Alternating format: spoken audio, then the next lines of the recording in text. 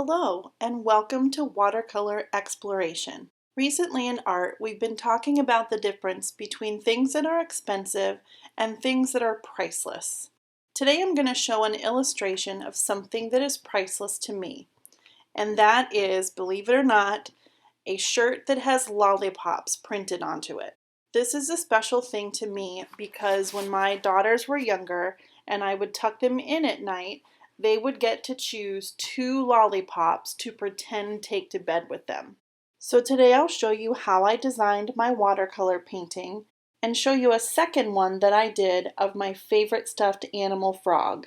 First, let's get our watercolors ready. Open up the container, and I like to use either a baby wipe or a damp paper towel.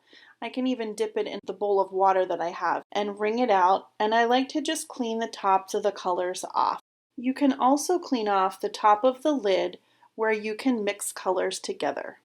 Next, you place a few drops of water into each color. It reminds me of putting water on my face in the morning to help wake me up. First, I had to look at my lollipop top and decide how the pattern was going to influence my design. I didn't want to copy it directly, but I wanted to use it as an inspiration. So I decided I would make some lollipops large and other lollipops smaller. I started my design by just using crayon really lightly. First, you can start by sketching out your design with a pencil. I began by outlining the lollipops with the different colors that I wanted to use with watercolor later. When I was finished, I started filling in the lollipops with the various watercolors.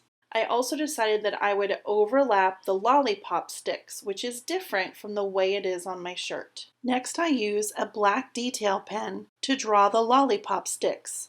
I wanted to make sure some of them overlapped each other. When I was finished, I wasn't very happy with all of the white space that was between the lollipops.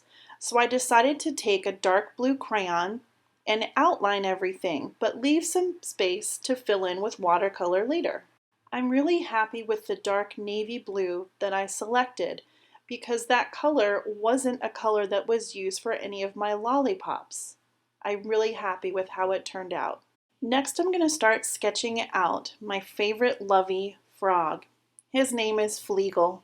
I wanted to try to make sure I could capture his fuzzy texture. So the lines that I used were kind of like a scumbly kind of rough line because he's not smooth. So I wanted to use that to show the texture with my crayon.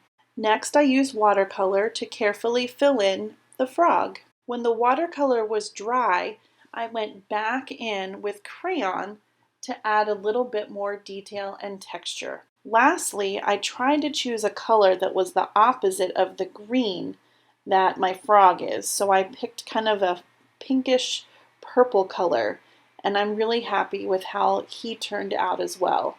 When I see it, it really makes me smile. This sweet little frog is special to me because of how long I have had him.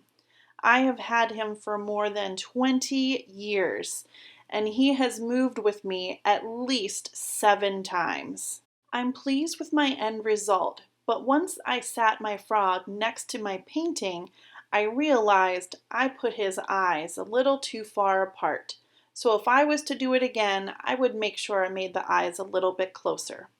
I look forward to seeing your project of things that are priceless to you.